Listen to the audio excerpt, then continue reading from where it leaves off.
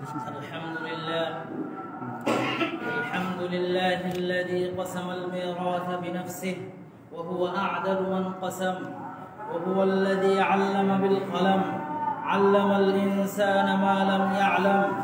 وأشهد أن لا إله إلا الله وحده لا شريك له في عبادته وهو أعلم وأحكم. وأشهد أن محمدًا عبد الله ورسوله أصدق البرية لسانا وأعلاها مقاما وأعظمها شأنا، صلى الله عليه وعلى آله وأصحابه وسلم تسليما كثيرا. أما بعد، فإن أصدق الحديث كتاب الله، وخير الهدي هدي محمد صلى الله عليه وسلم، وشر الأمور محدثاتها، وكل محدثة بدعة، وكل بدعة ضلالة، وكل ضلالة في النار. قال الله عز وجل: بسم الله الرحمن الرحيم: يا أيها الناس اتقوا ربكم الذي خلقكم من نفس واحدة وخلق منها زوجها وبث منهما رجالا كثيرا ونساء، واتقوا الله الذي تساءلون به والأرحام إن الله كان عليكم رقيبا. يا أيها الذين آمنوا اتقوا الله حق تقاته ولا تموتن إلا وأنتم مسلمون. يا أيها الذين آمنوا اتقوا الله وقولوا قولا سديدا يصلح لكم أعمالكم ويغفر لكم ذنوبكم، ومن يطع الله ورسوله فقد فاز فوزا عظيما. وقال الله عز وجل: للرجال نصيب مما ترك الوالدان والأقربون، وللنساء نصيب مما ترك الوالدان والأقربون، مما قل منه أو كثر نصيبا مفروضا. وكذلك روى الإمام البخاري رحمه الله في صحيحه عن أبي سلمة رضي الله عنه قال أنه كانت بينه وبين أناس خصومة، فذكر لعائشة رضي الله عنها فقالت: يا أبا سلمة اجتنب الأرض، فإن النبي صلى الله عليه وسلم قال: من ظلم قيد شبر من الأرض طوقه من 7 أراضين।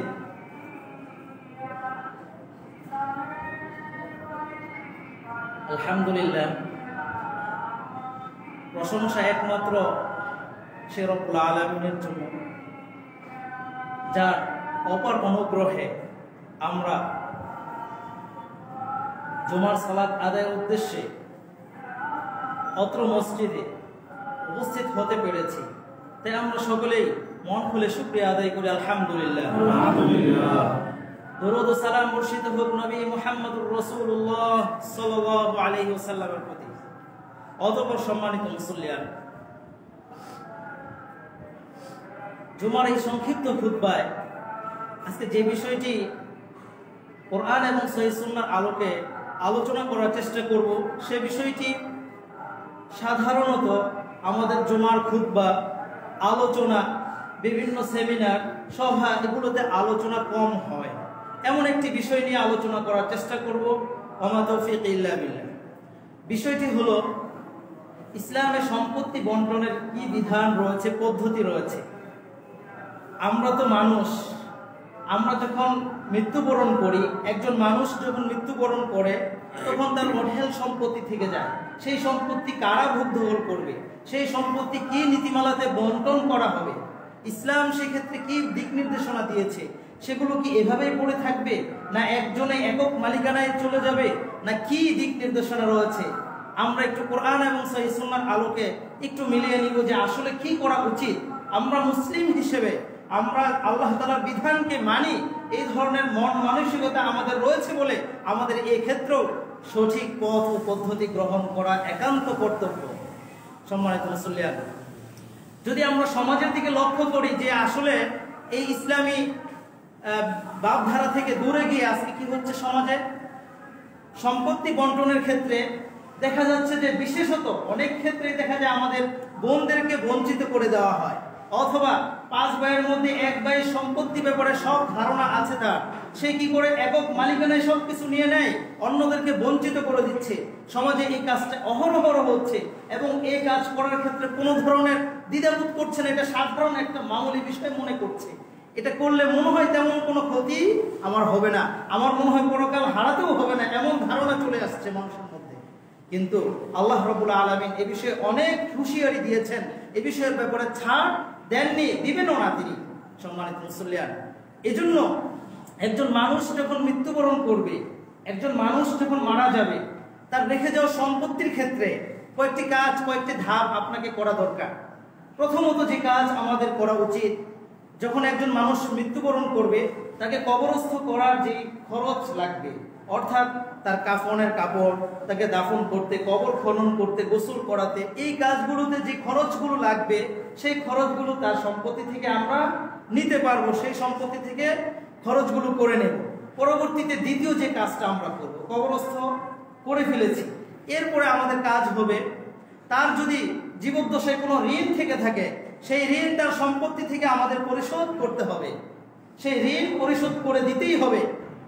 সেই ঋণ দুই ধরনের হতে পারে, মানুষের কাছ থেকে ধার নিতে পারে, আবার এরকমও হতে পারে যে তার জীবদ্দশায় তার যাকাত খরচ হয়ে গিয়েছে কিন্তু যাকাত আদায় করার সুযোগ হয়নি, এই বছরে যাকাত আদায়ের সুযোগ হয়নি, সে মৃত্যুবরণ করেছে, এই মুহূর্তে তার যাকাত সেখান থেকে আদায় করে দিতে হবে সেই সম্পত্তি থেকে। তার পরবর্তীতে তৃতীয় যে কাজটি আমাদের করা উচিত, ওসিয়ত, অর্থাৎ ওই ব্যক্তি যদি কোনো ওসিয়ত করে যেয়ে থাকেন, মৃত ব্যক্তি যদি কোনো জীবদ্দশায় ওসিয়ত করে থাকেন, সেই ওসিয়তকে বাস্তবায়ন করা। তবে সেক্ষেত্রে মনে রাখতে হবে আমার যে মৃত ব্যক্তি ওসিয়ত করে গিয়েছেন সেই ওসিয়তটা শরঈ ওসিয়ত কিনা, শরীয়তের অনুযায়ী ওসিয়ত হয়েছে কিনা, যদি হয় তাহলে আমরা অবশ্যই সেটাকে বাস্তবায়ন করে দেব। এর পরবর্তীতে আসেন চতুর্থ স্তরে আমাদের কাজ হলো অবশিষ্ট যেই সম্পত্তি থাকবে, এরপরে অবশিষ্ট যে সম্পত্তি থাকবে সেই সম্পত্তি আল্লাহ তাআলার বিধান অনুযায়ী, রাসূলের সুন্নাহ অনুযায়ী আমরা কি করব, তার যারা মালিক হবে তাদের কাছে তাদেরকে সঠিকভাবে পৌঁছিয়ে দেওয়া, তাদেরকে সঠিকভাবে দিয়ে দেওয়ার নামই হলো ওয়ারিসি সম্পত্তি বন্টন। ওয়ারিসি সম্পত্তি ভাগ বটোয়ারা করার নাম করার ক্ষেত্রে আপনাকে কোনো ধরনের কি করা যাবে না, ব্যক্তি চিন্তা দিয়ে কোনো কাজ করার সুযোগ নাই। কেন নাই? কেন আপনার মনে করবেন যে কেন নাই, যে এটা আমার মতো করে করে নিলাম, সমস্যাটা কোথায়? সমস্যাটা এই জায়গায় যে আল্লাহ তাআলা কি করেছেন, আল্লাহ রাব্বুল আলামিন এই সম্পত্তি বন্টনের বিষয়ে তিনি নির্দেশ তিনি নিজে দিয়েছেন। তিনি কি করেছেন, তিনি এই ব্যাপারে আদেশ দিচ্ছেন এবং এই বিষয়টিকে ফরজ করে দিয়েছেন। সম্মানিত মুসল্লিয়ান, বড় আশ্চর্য হয়ে যাবেন আপনি, বিষয়টি চিন্তা করলে আপনিও আশ্চর্য লাগবে আপনার কাছে যে আল্লাহ রাব্বুল আলামিন মহাগ্রন্থ আল কোরআনে সালাত ফরজ করেছেন, সালাত ফরজ করেছেন, যাকাত ফরজ করেছেন, সিয়াম ফরজ করেছেন, কিন্তু সালাতের জুমার সালাত কত রাকাত পড়তে হবে, আসরের কত রাকাত পড়তে হবে কোরআনে বর্ণনা আছে? আদৌ নেই। সেই বর্ণনা কে দিয়েছেন? রাসূলুল্লাহ সাল্লাল্লাহু আলাইহি ওয়াসাল্লাম শিক্ষা দিয়েছেন যে সালাত এভাবে পড়তে হবে, যাকাত এভাবে দিতে হবে, সিয়াম এভাবে রাখতে হবে।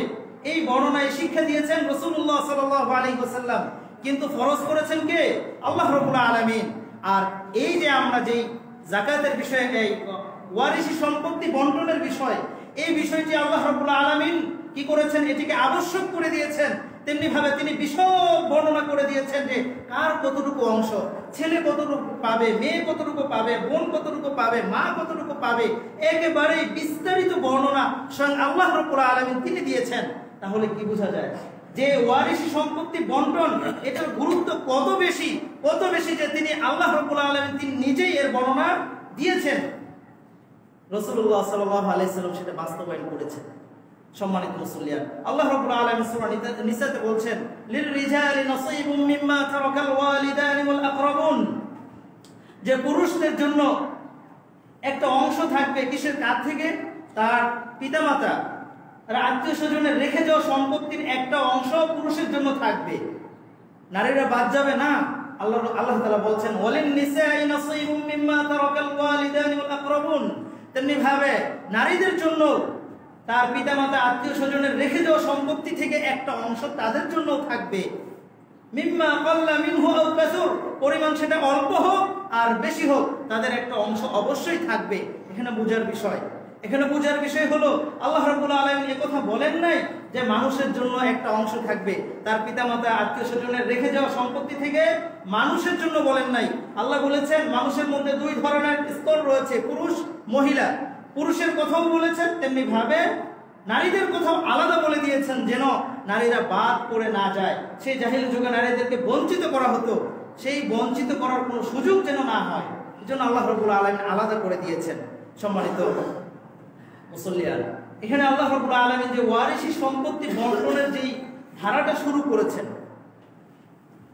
আল্লাহ রাব্বুল আলামিন যেই ধারাটা শুরু করেছেন, এখানে আরেকটি বিষয় আপনাকে খেয়াল করতে হবে। ওয়ারিসি সম্পত্তি বন্টনের 3টি আয়াতে তিনি সব কিছু বলে দিয়েছেন। 11 নম্বর আয়াত, 12 নম্বর আয়াত, 176 নম্বর আয়াত সূরা নিসা। এই 3টি আয়াতে তিনি সব সুন্দর করে বর্ণনা করে দিয়েছেন যে কে কতটুকু পাবে। আবার কি করেছেন দেখেন, বর্ণনা করে 3টি আয়াতেই আল্লাহ রাব্বুল আলামিন কত চমৎকার ভাবে তিনি সাজিয়েছেন কোরআনের আয়াতগুলোকে। 3টি আয়াতে বলেছেন যে প্রথম আয়াতে কার কতটুকু অংশ বলে শেষ করেছেন বিসিফাতিল ইলম, যে আল্লাহ তাআলা কি করেছেন এই বিষয়ে সবচেয়ে মহাজ্ঞানী। কেমন?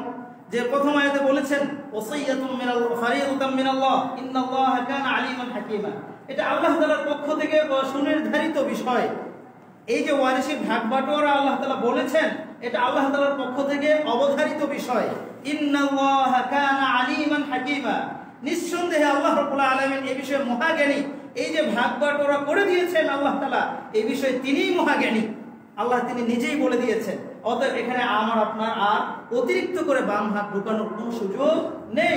আমার মতো করে আমি ফারাজ করব, সম্পত্তি বন্টন করব, এর নীতি করার কোনো সুযোগ নেই। যদি করেন তাহলে আল্লাহ বলেছেন যে আমি মহাজ্ঞানী, আমি এভাবে কার কতটুকু উপযোগী, কে কতটুকু পাবে, কার কতটুকু হক, এটা আমি নির্ধারণ করে দিয়েছি।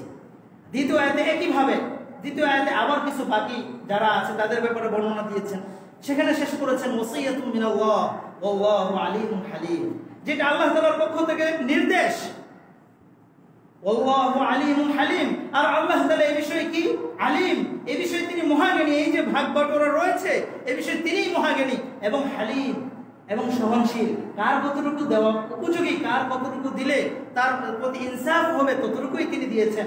হালিম, তিনি সহনশীল, দয়াময়। সেখানে তেমনি ভাবে সর্বশেষ আয়াত তিনি শেষ করেছেন ইউবাইয়িনুল্লাহু লাকুম, যে আল্লাহ রাব্বুল আলামিন তোমাদেরকে এই যে ওয়ারিসি সম্পত্তি বন্টনের পদ্ধতিগুলো বিশদ করে বিস্তারিত বর্ণনা দিয়েছেন।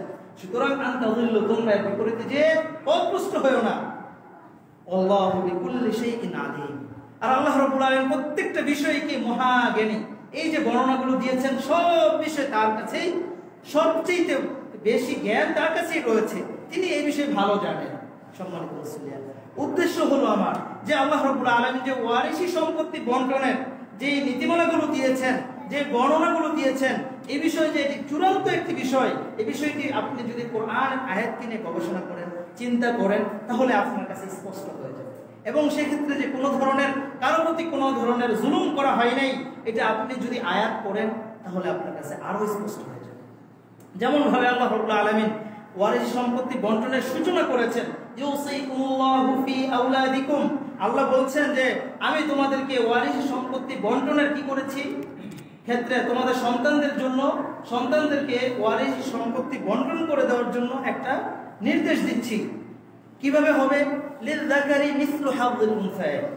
প্রথমে আল্লাহ বলেছেন যে দুইজন নারীর সমপরিমাণ অংশ পাবে একজন পুরুষ, অর্থাৎ পুত্র সন্তান এবং কন্যা সন্তান। পুত্র সন্তান যদি, কন্যা সন্তান যদি 10 টাকা পায় তাহলে পুত্র সন্তান পাবে 20 টাকা। কন্যা সন্তান যদি 10% জমি পায়, পুত্র সন্তান পাবে 20% জমি। এই যে এইভাবে দ্বিগুণ পাবে। এখন আপনার কাছে কেমন যেন একটু প্রশ্ন আসতেই পারে যে নারীরা, সেও এক বাপের সন্তান, আমি পুরুষ, আমিও আমার এক বাপের সন্তান, একই বাপের সন্তান, একই মায়ের সন্তান হয়ে আমাদের মধ্যে কেন দ্বিগুণ অর্ধেক হবে, কেন দ্বিগুণ হবে, এটা কেন হবে? এই প্রশ্ন আপনার কাছে সাময়িকভাবে আসতেই পারে। মনে করতে পারেন যে কেন আল্লাহ রাব্বুল আলামিন সমান করে দেন নাই, সমান করে দেন নাই, এটা আপনি প্রশ্ন করতে পারেন। মনে রাখবেন ইসলামী শরিয়ার একটা নীতিমালা রয়েছে। এক্ষেত্রে নীতিমালা হলো যে ইসলামী শরিয়া ইনসাফের জন্য এসেছে। আদল করার জন্য এসেছে, আদলে বিশ্বাসী, আদল করে থাকে। এইটা হলো ইসলামী নীতিমালা। ইসলামী মূলনীতি হলো আদল করা, ইনসাফ করা, ন্যায় বিচার করা। কিন্তু সমান করে দেওয়া, সাধারণভাবে সমান করে দেওয়া, এটার নাম কি নয়? ইনসাফ নয়, এটার নাম আদল নয়, এটার নাম ন্যায় বিচার নয়। কিভাবে হতে পারে? অস্পষ্ট রয়েছে।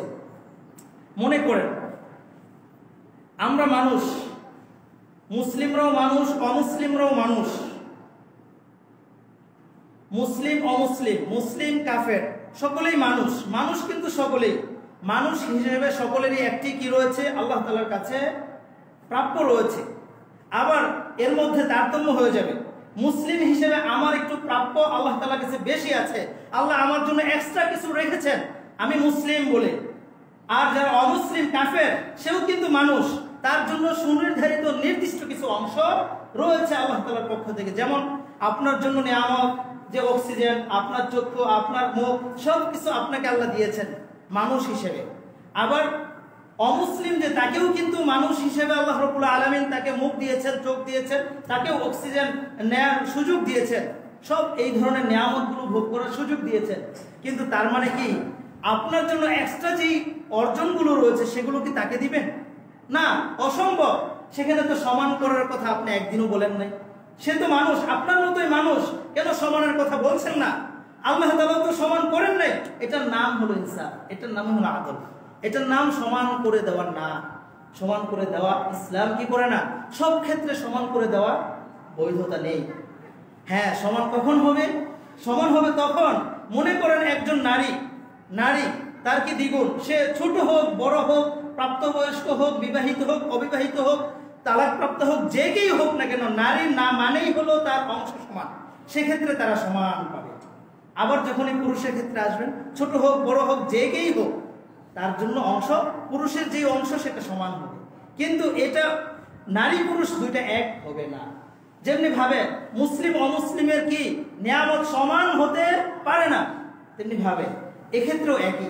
আরো স্পষ্ট করে বলি, মনে করেন নারী পুরুষের দৈহিক অবকাঠামো, তার যেই চেহারার অবকাঠামোটা রয়েছে, অবয়বটা রয়েছে, নারীর অবয়বটা কি এক?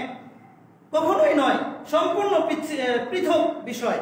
একজন নারী কোনোদিন তো কথা বলে নাই যে আমাকে তো আল্লাহ তাআলা তুমি কেন আমাকে এই সমান করে দাও, যে আমি তো পুরুষের মতো হতে চাই, পুরুষের সমান অধিকার সব ক্ষেত্রে আমি নিতে চাই, কেন? এই কথা তো কেউ বলে নাই। এক্ষেত্রে সমান অধিকার কোথায় গেল আপনার? সমান করে নেওয়ার নীতিটা কোথায় গেল আপনার? পুরুষের যে শক্তি, পুরুষের যেই বিবেক বুদ্ধি, এটা তো নারীদের সেক্ষেত্রে কম রয়েছে, নারীদের সেক্ষেত্রে কম রয়েছে। তাহলে তারা এখানে তো সমান নয়। আপনি সম্পত্তির ক্ষেত্রে কিভাবে, কি ভিত্তিতে সমান করে যেতে চাবেন? আরো সহজ করে বলি, আরো সহজ। নারীরা কি করে? নারীদের কাজ হলো তারা সংসারে দেখাশোনা করবে।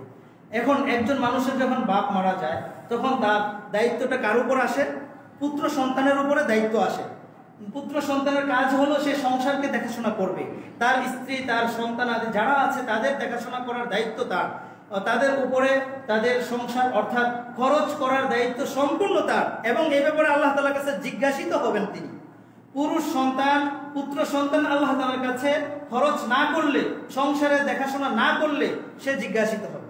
কিন্তু একজন নারী, তাকে এই দায়িত্ব দেওয়া হয়নি যে সে সংসারে স্বামীকে ঘরে বসিয়ে সে সংসার দেখাশোনা করবে, সংসারে অর্থ উপার্জন করে স্বামীর পিছনে খরচ করবে। এই দায়িত্ব নারীকে দেওয়া হয়নি, এজন্য জিজ্ঞাসিত হবে না। তাহলে একজন নারী যখন বাপ মারা যাবে, পুরুষ সন্তান সে যখন বাপের দ্বিগুণ অংশ পাবে, মনে করেন 20 টাকা পেল, আর কন্যা সন্তান 10 টাকা পেল।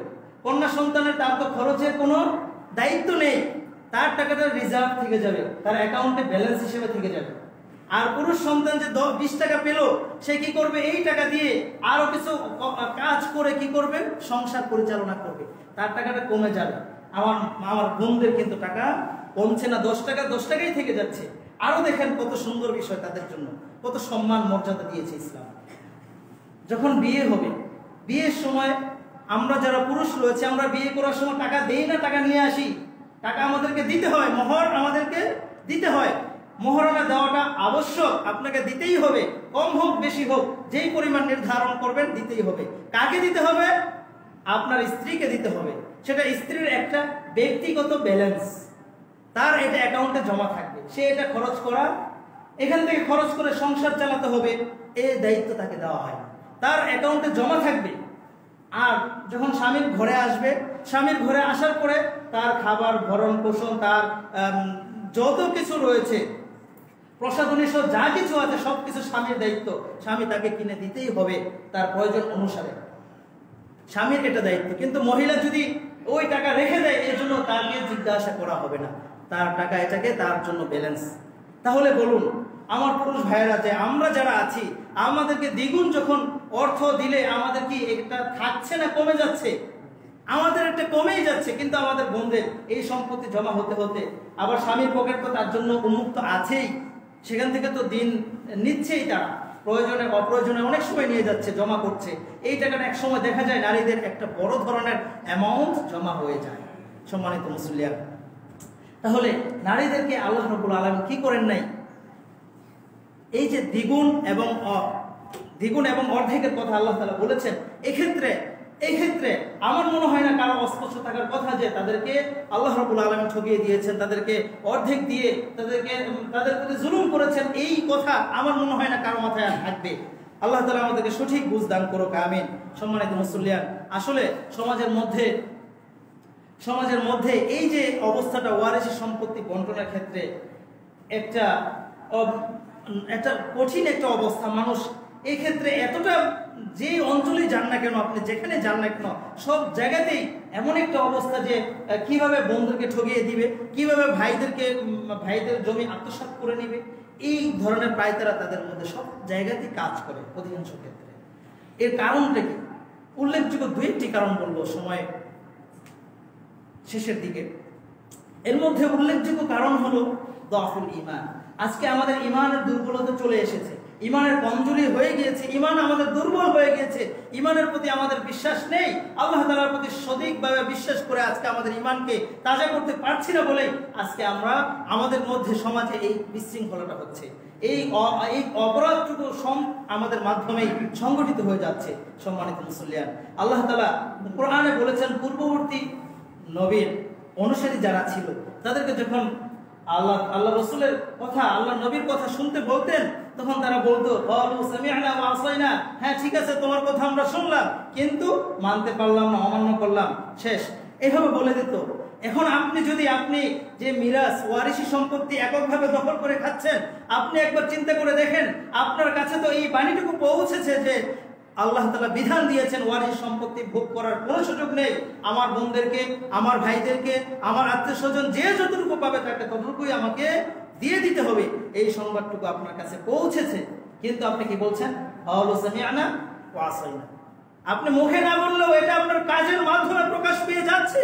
তাহলে আপনার মধ্যে তাদের মধ্যে পার্থক্য কতটুকু রইল? কোথায় পার্থক্য আপনার? সম্মানিত মুসলিয়ান, তেমনি ভাবে আল্লাহ রাব্বুল আলামিন কি করেছেন? তার রাসূল সাল্লাল্লাহু আলাইহি সাল্লাম বলেছেন যে মানুষ কেন আজকে এই সম্পত্তির প্রতি ধাবিত হচ্ছে, ওয়ারিসি সম্পত্তি দিচ্ছে না সঠিকভাবে। কারণ এর আরো একটি কারণ, যে লোভ লালসা, সম্পত্তির প্রতি তাদের একটা বড় ধরনের লোভ কাজ করে। যেমন যে বোনের সম্পত্তি রাখতে পারি, তাহলে আমার একটু সম্পত্তি বাড়বে, আমার সন্তানদের ভালো করে রাখতে পারবো, এই যে একটা অবস্থা, এটার লোভটা খুব কাজ করে। দেখুন আল্লাহ রাসূল সাল্লাল্লাহু আলাইহি ওয়াসাল্লাম তিনি এই লোভের বিষয়ে কত কঠিনভাবে দৃষ্টান্ত দিয়েছেন, উপমা দিয়েছেন। আপনি চিন্তা করে দেখেন, ইমাম তিরমিজি রাহিমাহুল্লাহ তিনি বলছেন যে হাদিসটি কাব ইবনে মালিক আল-আনসারী রাদিয়াল্লাহু তাআলা আনহু বর্ণনা করেছেন। রাসূল সাল্লাল্লাহু আলাইহি ওয়াসাল্লাম বলছেন, মালিক বান জায়ান উরসিলা ফি গনামিন বিআফসাদ লাহা মিন হিরসিল মারই আলাল মাল ওয়া শারফ লিদিন, যে দুটি নেকড়েকে, ক্ষুধার্ত দুটি নেকড়ে বাঘকে যদি একটি ছাগলের কাছে পাঠানো হয়, এটা যতটা কঠিন না, যতটা ক্ষতিগ্রস্ত নয় ছাগলের জন্য, এর চেয়ে বেশি ক্ষতিগ্রস্ত, বেশি ঝুঁকিপূর্ণ কিসের ক্ষেত্রে? মানুষের সম্পদের প্রতি লোভী হওয়া এবং তার মান সম্মানের প্রতি লোভী হওয়া, এর চেয়ে বেশি ভয়ানক, বেশি ক্ষতিগ্রস্ত। একটা ছাগলের কাছে, ছাগলকে যদি নেকড়ের কাছে দেন, আবার যদি ক্ষুধার্ত হয়, তাহলে ওই ছাগলের কিছু বাকি থাকবে? কিছুই বাকি থাকবে না। ছাগলটা ওই নেকড়ের কাছে যেরকম ভাবে নিরাপদ না, এর চেয়ে বেশি ভয়ঙ্কর হলো একজন মানুষের লোভী হওয়া। ধর্মের ক্ষেত্রে, ইসলামের ক্ষেত্রে এর চেয়ে বেশি ভয়ঙ্কর। তাহলে আপনি ওয়ারিশ সম্পত্তির লোভ লালসা করছেন, তাহলে আপনার অবস্থাটা কি হবে? সম্মানিত মুসলিম, এই ওয়ারিশ সম্পত্তি ভোগ করলে আপনার কি শাস্তি রয়েছে? কি শাস্তি? আল্লাহ রাব্বুল আলামিন এই যে 11-12 নম্বর আয়াতে বর্ণনা করেছেন, তার ওয়ারিশি ভাগ বাটোয়ারা এভাবে হবে। পরে বলছেন তিলকা হুদুদুল্লাহ, তিলকা হুদুদুল্লাহ, এটাই হলো আল্লাহ তাআলার নীতিমালা, এটাই হলো আল্লাহ তাআলার সুনির্ধারিত রেখাপথ। এর বাইরে যাওয়ার কোনো সুযোগ নেই। যদি কি করেন, আপনি যদি এটাকে মানেন, তাহলে আপনার মাধ্যমে কি হবে? ওয়া মান ইউতিল্লাহ ওয়া রাসূলাহ, যে ব্যক্তি আল্লাহ এবং তার রাসূলের আনুগত্য করবে, কিসের ক্ষেত্রে? এই যে বর্ণনা দিয়েছেন ওয়ারিশি সম্পত্তি বন্টনের ক্ষেত্রে। আপনি যখন মেনে নেবেন, আপনি যখন এটিকে মেনে সঠিকভাবে দিবেন, তখন আপনার কি করবেন? আল্লাহ রাব্বুল আলামিন ইউদখিলহু জান্নাতিন তাজরি মিন তাহতিহাল আনহার, তখন আপনাকে জান্নাতে প্রবেশ করাবে, জান্নাতে প্রবেশ করাবে, যে সেখানে অনন্তকাল থাকবে। যালিকাল ফাউজুল আযীম, সেটা হলো কি? সেটাই হলো চূড়ান্ত সফলতা।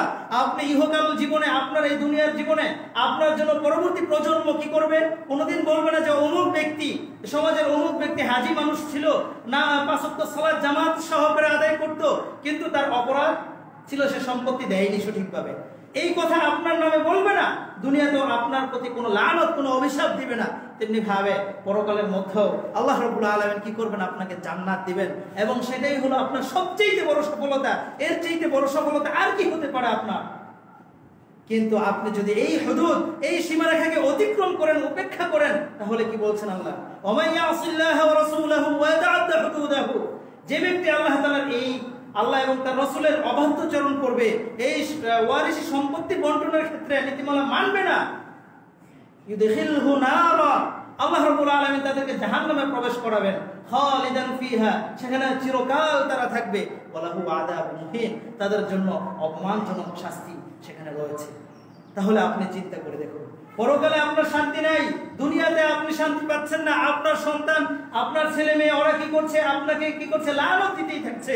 আপনার প্রতিবেশী, আপনার আত্মীয় স্বজন, সকলেই লানত দিয়ে যাচ্ছে যে অমুক ব্যক্তিটা সালাতুল্লাহ সবই ঠিক ছিল, কিন্তু আকীদাও ঠিক ছিল, সবই ঠিক ছিল, কিন্তু সম্পত্তি দিছিল নষ্ট করে। সে এক ছেলেকে দিয়ে গিয়েছে, অথবা তার বড় ছেলে ছলে বলে কৌশলে বাপের সব সম্পত্তি নিয়ে ফেলেছে, হসপিটালে রেখে, অথবা যে কোনো জোর জবরদস্তি করে সম্পত্তিগুলো রেখে নিয়েছে।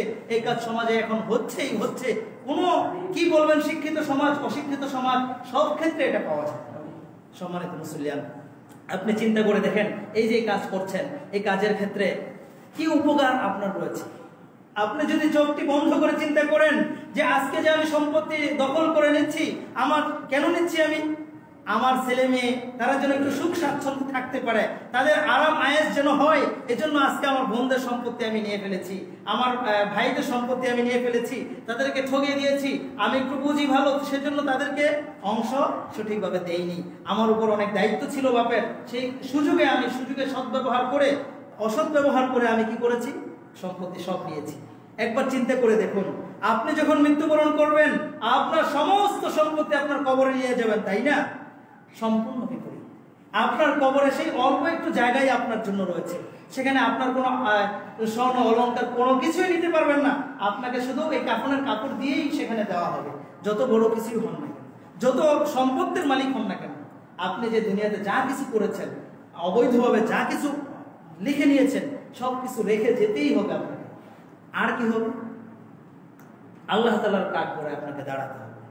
সে সময় আপনাকে যখন আল্লাহ তাআলার কাঠগড়ায় আসামি হিসেবে দাঁড়াবেন, আপনার বিরুদ্ধে মামলা দিবে আপনার বোন, আপনার ফুফু, আপনার আত্মীয় স্বজন, তারা মামলা নিয়ে আসবে যে আল্লাহ, সে আমার সম্পত্তি, আমার বাপের সম্পত্তি ভোগ দখল করেছে, আমাকে বঞ্চিত করে দিয়েছে, আমাকে সম্পত্তি দেয়নি। এই মামলা যখন আল্লাহ তাআলার কাছে পেশ করবে, তখন আপনার ওই সন্তান দুনিয়াতে যার জন্য আপনি এত কিছু করেছিলেন, সেই পরকালে আপনার বিরুদ্ধে আপনার পক্ষ নিয়ে কি ওকালতি করবে? কখনোই নয়। সে তখন আসবে না। আল্লাহ তাআলা বলেছেন সূরাতুশ শুআরাতে, ইয়াউমা লা ইয়ানফাউ মালুন ওয়ালা বানুন, সেদিন এমন একটা অবস্থা হবে, কোনো সম্পত্তি কোনো কাজে আসবে না। আপনি কি সেদিন পারবেন আপনি একটা চেক ধরিয়ে দিয়ে আপনার নামে আপনার পক্ষের আইন নিয়ে নিতে? কখনোই নয়। সেটি হবে ন্যায় বিচার হবে সেদিন। সেদিন আপনার এই সুযোগ নেই যে আপনার সম্পত্তি কি করতে পারবেন। আল্লাহ তাআলার ওই কাঠগড়াতে আপনি একটা বান্ডেল দিয়ে দিলেন আর আপনার পক্ষে বিচার নিয়ে আসলেন, অসম্ভব, অসম্ভব, সেটা পারবেন না সম্মানিত মুসল্লিয়ান। তেমনি ভাবে ওয়ালা বানুন, এবং আপনার সন্তান সন্ততি যারা আছে তারাও কোনো কাজে আসবে না, আপনার পক্ষে ওকালতি করবে না। বলবেন যে আল্লাহ দুনিয়াতে আমার আরাম আয়েশের জন্যই, আমার পক্ষে আমার জন্যই, সুখ স্বাচ্ছন্দ্যের জন্যই সম্পত্তি লিখে নিয়েছিলেন আব্বা, এখন আমি আমার আব্বার পক্ষ হয়ে আপনার কাছে ওকালতি করছি, সুপারিশ করছি, দয়া করে আমার আব্বাকে মাফ করে দেন। কখনোই শুনবেন না, একথা শোনার কোনো সুযোগ নেই। আর একথা বলতেও যাবেন আপনার ছেলে। তাহলে কার জন্য করলেন? কার জন্য করলেন? কার জন্য এত কিছু করে গেলেন? দুনিয়াতেও শান্তি পেলেন না, পরকালেও শান্তি পেলেন না। পরকালেও আপনার জন্য শাস্তি, দুনিয়াতেও আপনার জন্য মানুষের লানত থেকে গেল। কি লাভ আপনার? কি লাভ হলো? একবার চিন্তা করে দেখবেন সম্মানিত মুসলিয়ান। তেমনি ভাবে আল্লাহ রাসূল সাল্লাল্লাহু আলাইহি সাল্লাম বলছেন, সেই পরকালে ওই ব্যক্তি সবচেয়ে বড় মুফলিস, মানে একেবারেই নিঃস্ব থাকবে এক ব্যক্তি। কারা তারা নিঃস্ব? সাহাবাদেরকে জিজ্ঞাসা করলেন যে নিঃস্ব মানে কি? আমরাও তো বুঝবো নিঃস্ব মানে হলো যার টাকা পয়সা নাই, অর্থ সম্পদ নেই, একেবারেই হতদরিদ্র, তাকেই তো আমরা নিঃস্ব বলি। কিন্তু কিয়ামতের দিন নিঃস্ব হবে ওই ব্যক্তি, যে ব্যক্তি আসবে যার পাহাড় পরিমাণ কি থাকবে? সওয়াব থাকবে, নেক কাজ থাকবে, পাহাড় পরিমাণ নেক কাজ। পাহাড় আমার এই মসজিদের মতো নয়, পাহাড় বিশাল এরিয়া নিয়ে পাহাড় থাকে, সেই পাহাড় পরিমাণ তার সওয়াব থাকবে। হাদিসটি ইমাম মুসলিম রাহিমাহুল্লাহ বর্ণনা করেছেন যে তখন তার বিরুদ্ধে মামলা নিয়ে আসবে মানুষ, দুনিয়াতে সে গালিগালাজ করেছে, তারা আসবে যে আমাকে গালিগালাজ করেছে, তখন তার ওই গালিগালাজের পরিমাণ অনুপাতে তাকে সওয়াব তার ইয়ে থেকে, পাহাড় পরিমাণ সওয়াব থেকে দিয়ে দিবে ওই ব্যক্তিকে। পরে আসবে তার সম্পত্তি ভোগ দখল করে নিয়েছে, ওয়াখাযা মালুন, সম্পত্তি নিয়ে ফেলেছে, সেই সম্পত্তির মালিক আসবে, বোন আসবে আপনার বিরুদ্ধে মামলা নিয়ে, তখন তাকেও আপনার সওয়াব থেকে সওয়াব দেওয়া হবে। এভাবে যারা যারা রক্তপাত ঘটিয়েছে দুনিয়াতে তারাও আসবে, আপনি ইচ্ছা করে তাকে মেরে ফেলেছেন, রক্তপাত করেছেন, সেই ব্যক্তি আসবে সেদিন আপনার সব নিয়ে যাবে। এভাবে এক এক করে আস্তে আস্তে আপনার সমস্ত সব শেষ করে ফেলবে, সব শেষ হয়ে যাবে। পরবর্তীতে আরো কিন্তু আসামি শেষ হবে না, আপনার বিরুদ্ধে মামলা শেষ হচ্ছে না, আরো লোক আসবে, আসতেই থাকবে, আসতেই থাকবে। এসে কি করবে? এক পর্যায়ে তাদের যে পাপ আছে তাদের পাপ আপনাকে দিয়ে যাবে, তাদের পাপ ওই মুফলিস ব্যক্তিকে দিয়ে যাবে। দিয়ে যেতে যেতে এক পর্যায়ে কি করবে? সুম্মা তুরিহা ফিন্নার, অত সর্বশেষে তাকে জাহান্নামে নিক্ষেপ করা হবে। আল্লাহ আমাদেরকে বাঁচিয়ে রাখুন। চিন্তা করে দেখুন যে আপনি এত এত কাজ করে, সালাত, সিয়াম, হজ, যাকাত করে পাহাড় পরিমাণ সওয়াব নিয়ে গেছেন, কিন্তু আপনি এই কয়েকটা কাজের ক্ষেত্রে ধরা খেয়ে গেছেন। কি? সম্পত্তি বন্টনের ক্ষেত্রে এটাও তো একটি রয়েছে, সম্পত্তি সঠিকভাবে বন্টন করেন নাই, দেন নাই বোনদেরকে। এই কাজ কখনোই করা যাবে না, কখনোই করা যাবে না। আল্লাহ আমাদেরকে হেফাজত করুক। সম্মানিত মুসলিয়ান, সর্বশেষ একটি হাদিস এবং ঘটনাটা বলে শেষ করে দেব। হাদিসের ঘটনাটা, এই সম্পত্তির বিষয়ে আল্লাহ রাসূল সাল্লাল্লাহু আলাইহি সাল্লামের সাহাবী সাঈদ ইবনে যায়েদ রাদিয়াল্লাহু তাআলা আনহু, তিনি ছিলেন জান্নাতের সুসংবাদ প্রাপ্ত 10 জন সাহাবীর একজন, নাম হলো সাঈদ ইবনে যায়েদ রাদিয়াল্লাহু আনহু। তার বিষয়ে হাদিসটি ইমাম মুসলিম রাহিমাহুল্লাহ 4219 নম্বরে উল্লেখ করেছেন যে আরওয়া বিনতে ওয়াইস এক মহিলা, তার বিরুদ্ধে মামলা করলো মারওয়ান ইবনুল হাকাম, সেই সময়কার শাসকের কাছে মামলা করেছে যে সাঈদ ইবনে যায়েদ আমার সম্পত্তির একটা অংশ দখল করে নিয়েছে, অবৈধভাবে দখল করে নিয়েছে। তখন এই মামলা দেওয়ার পরে কি করলো? ওই যে শাসক মারওয়ান ইবনুল হাকাম সাঈদকে ডাকলেন। তখন ডাকার পরে জিজ্ঞাসা করার পরে তিনি বললেন, সাঈদ ইবনে যায়েদ তিনি বলছেন যে আনা কুনতু আখুযু মিন আরদিহা শাইআন বা'দা আল্লাযী সামি'তু মিন রাসূলিল্লাহি সাল্লাল্লাহু আলাইহি ওয়াসাল্লাম, আমি কি তার সম্পত্তি থেকে একটা অংশ অবৈধভাবে নিয়ে নিব রাসূল সাল্লাল্লাহু আলাইহি সাল্লামের কাছ থেকে? এই কথাটুকু শোনার পরেও মারওয়ান ইবনুল হাকাম বিচারক, কি কথা বলো তো দেখি, কি কথাটা? তখন তিনি বললেন যে মান আখাযা শিবরাম মিনাল আরদি যুলমান তুওয়াকাহু ইলা সাব'i আরাদিন, যে ব্যক্তি অন্যায়ভাবে 1 বিঘত পরিমাণ সম্পত্তি দখল করে নেবে। 1 বিঘত, কয় পয়েন্ট জমি এখানে? 1 বিঘত, 1 বিঘত পরিমাণ সম্পত্তি অন্যায়ভাবে দখল করে নেবে, তুওয়াকাহু ইলা সাব'i আরাদিন, তাকে 7 স্তর পরিমাণ জমি তার গলায় পেঁচিয়ে দেওয়া হবে। এই 1 বিঘতের 7 স্তর পরিমাণ জমি আপনার গলায় পেঁচিয়ে দেওয়া হবে। এই কথা শুনেও কি আমি তার সম্পত্তি অন্যায়ভাবে দখল করে নিব? এই প্রশ্ন তিনি রাখলেন। তখন মারওয়ান ইবনে হাকাম বিচারক বললেন, লা আসআলুকা বাইয়িনাতান বা'দা হাদা, এরপরে আর তোমার কাছে কোনো দলিল, কোনো প্রমাণ আমি আর শুনতে চাই না, এটাই যথেষ্ট। চিন্তা করে দেখুন পরবর্তীতে কি করলেন। সাঈদ ইবনে যায়েদ রাদিয়াল্লাহু তাআলা আনহু তিনি বদদুয়া করেছিলেন ওই মহিলার বিরুদ্ধে, আল্লাহুম্মা ইন কানাত কাযিবাতান, যদি এই মহিলা, হে আল্লাহ, যদি এই মহিলা মিথ্যাবাদী হয়ে থাকে, ফাআম্মি বাসরাহা, তার চক্ষুকে দৃষ্টিশক্তিহীন করে দাও, অন্ধ করে দাও, ওয়াকতুলহা ফি আরদিহা, এবং যেই জমির ব্যাপারে আমার বিরুদ্ধে মামলা দায়ের করেছিল ওই জমিতেই তাকে মৃত্যুদান করো। পরবর্তীতে বর্ণনাকারীরা বলছেন, রাবীরা বলছেন, কয়েকজন রাবী বলেছেন যে ওই মহিলা মৃত্যুর পূর্বে তার দৃষ্টি কি করেছে, দৃষ্টি অন্ধ হয়ে গিয়েছিল, এবং ওই মহিলা একদা ওই জমিতে, যেই জমি নিয়ে সাঈদ ইবনে যায়েদের বিরুদ্ধে মামলা করেছিল ওই জমিতে হাঁটতেছিল, হাত্তা ইদা ওয়াকাআত ফি হুফরাতিন, একটা গর্তে হঠাৎ পড়ে গিয়ে ফামাতাত, সেখানে মৃত্যুবরণ করেছে। চিন্তা করে দেখুন এখানে দুটি বিষয়। এখানে প্রথম বিষয় হলো, আপনি একবার চিন্তা করে দেখুন, আপনার বড় ছেলেকে, আপনার মেয়েকে, অথবা আপনার ছোট ভাইকে, ছোট বোনকে একটু সম্পত্তি 1% বেশি দিয়েছেন, অথবা বোনের 10% সম্পত্তি রয়েছে, সেখান থেকে 1% সম্পত্তি আপনি দিয়ে ফেলেছেন। এই যে 1%, এটা তো সাধারণ অল্প একটু সম্পত্তি, এটা আপনি ভাবছেন, কিন্তু আল্লাহ রাসূল কি বলেছেন, 1 বিঘত, এটা কি সম্পত্তি হলো? 1 বিঘত কি এটা আমরা কোনো সম্পত্তি হিসেবে গণ্য করি? না, আল্লাহ রাসূল এর দৃষ্টান্ত দিয়েছেন। তার মানে হলো কোনোভাবেই অবৈধভাবে আপনি সম্পত্তি কারোটাই নিতে পারেন না, কত পয়েন্ট হলেও নিতে পারেন না। আপনার জানা সত্ত্বে যদি এই কাজ আপনার মাধ্যমে এবং আমার মাধ্যমে সকলের মাধ্যমে যদি হয়ে থাকে, নিঃসন্দেহে অনতিবিলম্বে আপনার উচিত হবে যে এই সম্পত্তির মালিকের সাথে একটা সুরাহা করা, তার সাথে তার অর্থ দিয়ে তার সাথে একটা মীমাংসা করে নেওয়া। এইভাবে ঝুলিয়ে রাখা আদৌ ঠিক নয়। আপনার কখন মৃত্যু আসে বলতে পারবো না, কখন আমার মৃত্যু আসে আমি বলতে পারবো না। অতএব আসুন আমরা সমাজের এই ব্যাধিগুলো থেকে ফিরে এসে আমরা আমাদের জীবনকে আরো সুন্দর করি। সমাজে অনেকগুলো ভুল রয়েছে এই সম্পত্তি বন্টনের বিষয়ে, অনেক ভুল আছে। যেমন সম্পত্তি বন্টনের ক্ষেত্রে নারীদের বোনদের সম্পত্তি দেয়, কেউ দেয়, আবার কেউ দেয় না। দিতে গেলে এমন একটা পর্যায়ে নিয়ে যায়, মানে একেবারে তার বোনের ছেলে অর্থাৎ ভাগিনাদের পরবর্তী প্রজন্ম তারা এসে ওই যে তার পূর্ববর্তী পুরুষের সম্পত্তি নিতে আসে। এটা দুঃখজনক বিষয়, নিন্দনীয় বিষয়। কেন এটা হবে? এটা সমাজে হচ্ছে। আরেক শ্রেণীর মানুষ রয়েছে সম্পত্তি থেকে বঞ্চিত করে দেয় বোনদেরকে, আবার এক শ্রেণীর মানুষ রয়েছে অনুমান করে সম্পত্তি দেয়। সমাজের যে অবস্থাটা, বাস্তব চিত্রগুলো প্রায় সব সমাজে, আপনাদের সমাজের অবস্থা আমি জানি না, তবে বিপরীত হওয়ার কথা না, কিছু কিছু এরকম পাওয়া যাবে। আবার কি করছে, অনুমান ভিত্তিক বোনকে 10% সম্পত্তির মালিক হবে, সেখানে 1% দাম দিয়ে বোনের কাছ থেকে 10% নিয়ে নিচ্ছে। এই সমস্ত কাজ সম্পূর্ণ অবৈধ। এই কাজ যদি কেউ করে অবশ্যই তাকে জাহান্নামে যেতে হবে। এই সমাধান আপনি তওবা করে পাবেন না, সমাধান পাবেন না। এই সমাধান যতক্ষণ পর্যন্ত আপনার বোনের সাথে সমাধান না হবে, আপনার আত্মীয়ের সাথে সমাধান না হবে, ততক্ষণ এর কোনো মাফ, এর কোনো পরিত্রাণ নেই। আপনি আপনার সন্তানকে ভালোবাসেন, ভালো কথা, বড় ছেলেকে অথবা ছোট ছেলেকে ভালোবাসেন, কিন্তু তার মানে তাকে সম্পত্তি বেশি দিতে পারবেন এই সুযোগ নেই, তারতম্য করতে পারবেন না। এই মর্মেও হাদিস রয়েছে, সাহাবীদের আমল রয়েছে। এক সাহাবী তার এক ছেলেকে কি করেছে, সম্পত্তি বেশি দিয়ে ফেলেছে। তখন সম্পত্তি দিয়েছে, অল্প একটু সম্পত্তি দিয়েছে। ওই মহিলা বলল, তার স্ত্রী বলল যে কি করা যায়, সম্পত্তি আমি আল্লাহ রসুলকে এটা সাক্ষী রাখবো। আল্লাহ রসুলের কাছে আসলেন, এসে কি করলো, আল্লাহ রসুল সাল্লাল্লাহু আলাইহি সাল্লাম জিজ্ঞাসা করলেন, তোমার সব সন্তানকে দিয়েছো? তিনি বললেন যে না। তাহলে আমি এর বিরুদ্ধে সাক্ষী হতে পারবো না, এই জুলুমের পক্ষে আমি সাক্ষী হতে পারবো না।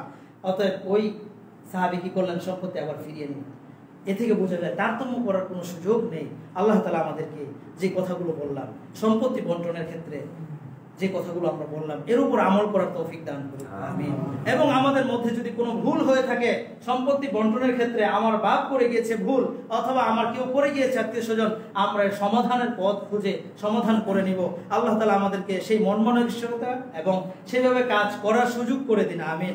আল্লাহু তাআলা আ'লাম বিস-সাওয়াব। আকুলু কাওলি হাযা আস্তাগফিরুল্লাহ লি ওয়া লাকুম ওয়া লিসাইরিল মুসলিমিন ফাস্তাগফিরুহু ইন্নাহু হুয়াল গফুরুর রহিম।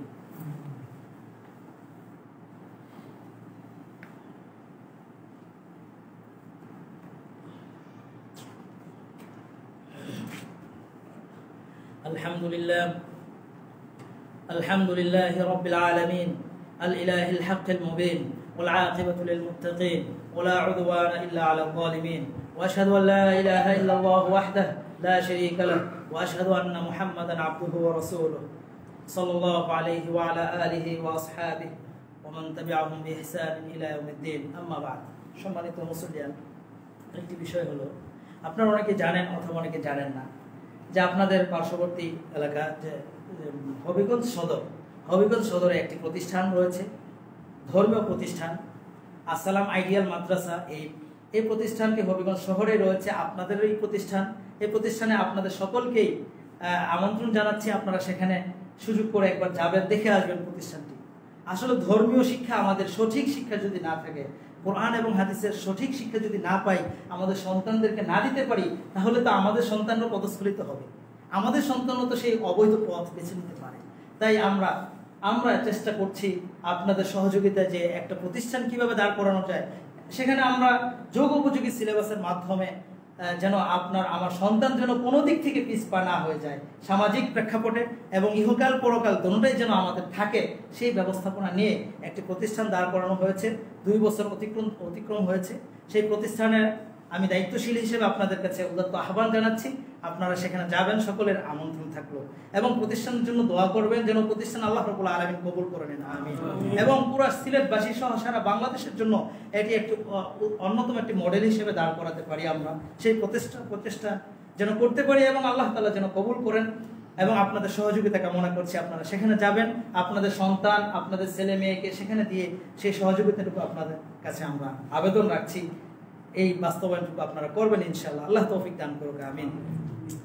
قال الله عز وجل إن الله وملائكته يصلون على النبي يا أيها الذين آمنوا صلوا عليه وسلموا تسليما قال الرسول الأمين صلى الله عليه وسلم من صلى عليه واحدة صلى الله عليه بها عشرة اللهم صل وسلم على عبدك ورسولك محمد وارض اللهم عن خلفائه الأربعة أبي بكر وعمر وعثمان وعلي وعن سائر الصحابة أجمعين والتابعين لهم وتابعيهم بإحسان إلى يوم الدين وعنا معهم بمنك وكرمك وجودك وإحسانك يا أرحم الراحمين. اللهم أعز الإسلام والمسلمين، اللهم أعز الإسلام والمسلمين، اللهم أذل الشرك والمشركين، اللهم أذل الشرك والمشركين ودمر الطغاة والمعتدين. اللهم اشف مرضانا، اللهم اشف مرضانا، اللهم احفظنا وسائر بلاد المسلمين عامة من فيروس كورونا، اللهم احفظنا من فيروس كورونا. اللهم من على جميع أوطان المسلمين، اللهم من على جميع أوطان المسلمين بالأمن والاستقرار. ربنا آتنا في الدنيا حسنة وفي الآخرة حسنة وقنا عذاب النار. عباد الله رحمني رحمكم الله، إن الله يأمر بالعدل والإحسان وإيتاء ذي القربى وينهى عن الفحشاء والمنكر والبغي يعظكم لعلكم تذكرون فاذكروني أذكركم واشكروا لي ولا تكفرون. قوموا للصلاة.